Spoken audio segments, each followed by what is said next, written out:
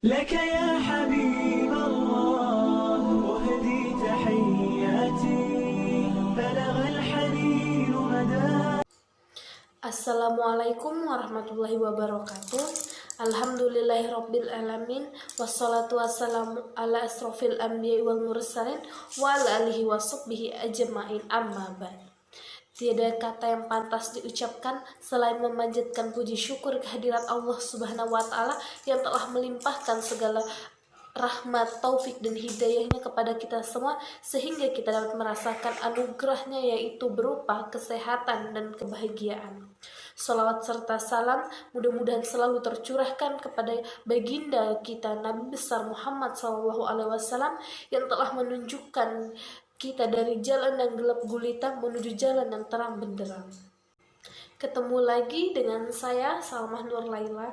Pada kali ini saya akan membawakan tema sedekah istimewa. Sahabat sekalian dimanapun kalian berada, tentunya sebagaimana kita ketahui bersama, sedekah merupakan ibadah yang agung. Cukup banyak dalil yang mengungkapkannya. Keagungan itu semakin bertambah, keagungan di sisi Allah Subhanahu wa taala jika ada faktor tambahannya. Apakah itu?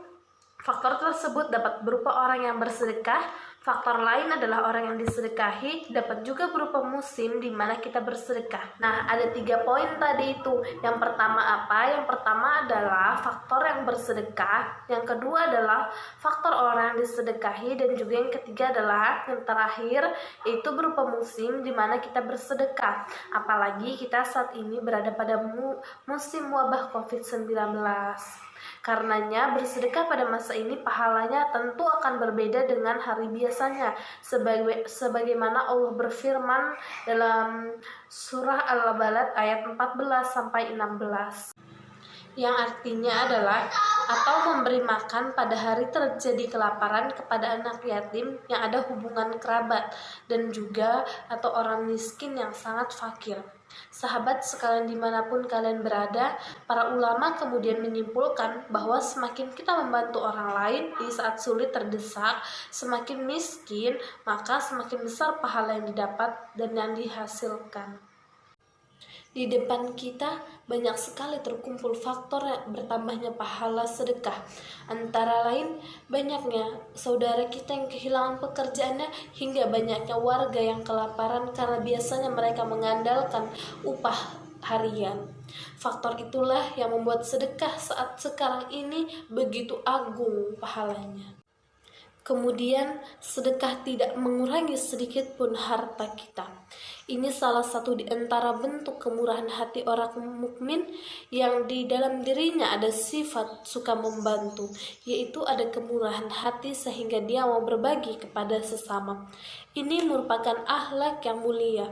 Lawannya adalah orang yang bakhil, kikir, pelit, dan ini adalah akhlak yang tercela.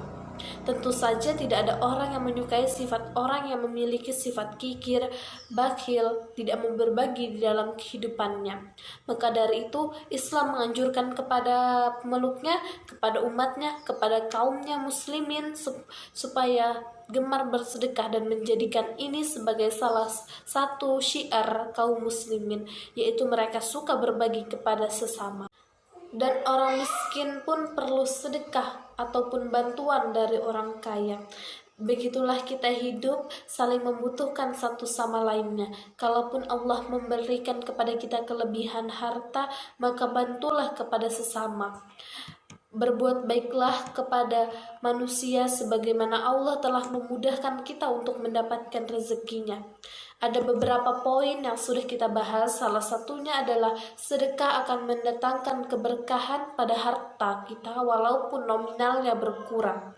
Ketika kita bersedekah, nominalnya memang berkurang, akan tetapi keberkahannya lah yang akan bertambah. Kemudian setan yang menghalangi manusia untuk bersedekah. Setan menghalangi kita untuk bersedekah. Setan menakut-nakuti kita dengan kefakiran. Ketika seorang hamba ingin bersedekah, yang ada dalam benaknya adalah takut dengan berkurangnya harta, takut dia jadi fakir, takut dia jadi miskin. Padahal belum ada catatan dalam sejarah manusia orang jatuh bangkrut gara-gara sedekahnya. Allah Subhanahu wa Ta'ala akan mengganti dengan yang lebih baik dan dalam bentuk harta yang lainnya. Yang menakut-nakuti seorang hamba untuk bersedekah adalah setan. Terkadang setan ini meminjam lisan manusia. Manusia yang dipinjam lisannya itu untuk menakut-nakuti orang yang bersedekah, memberikan pertimbangan yang buruk-buruk sehingga dia tidak jadi untuk bersedekah.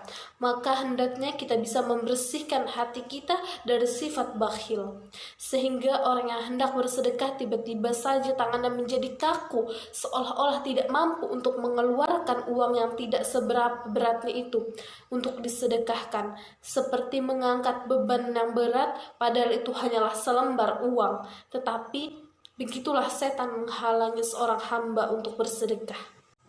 Kemudian luruskan niat kita untuk bersedekah. Tapi tentunya kita bersedekah bukan ingin untuk mendapatkan balasan kontan di dunia.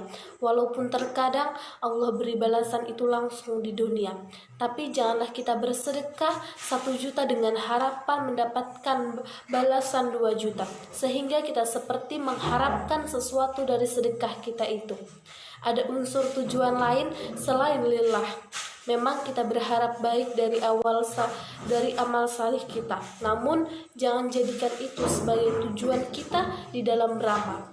Hal itu tampak ketika apa yang diharapkan ternyata tidak terwujud. Disitulah hatinya akan terusik. Mulai masuk di situ ria, ujub, dan mulai masuk di situ rasa penyesalan apabila dia tidak mendapatkan apa yang diharapkan. Maka dari itu, ikhlaskan niat kita di dalam bersedekah, baik itu kita dapatkan balasannya langsung di dunia, ataupun Allah menangguhkannya nanti di akhirat. Atau Allah Subhanahu wa Ta'ala mengganti sedekah kita itu dengan bentuk harta yang lebih besar dan lebih bermanfaat bagi kita. Allah berikan kita sehat dengan sedekah, Allah sembuhkan sakit kita dengan sedekah, dan Allah beri kita keselamatan karena sedekah. Demikian kultum yang dapat saya sampaikan pada kesempatan ini. Semoga dapat bermanfaat bagi kita semua dan dapat diaplikasikan dalam kehidupan sehari-hari.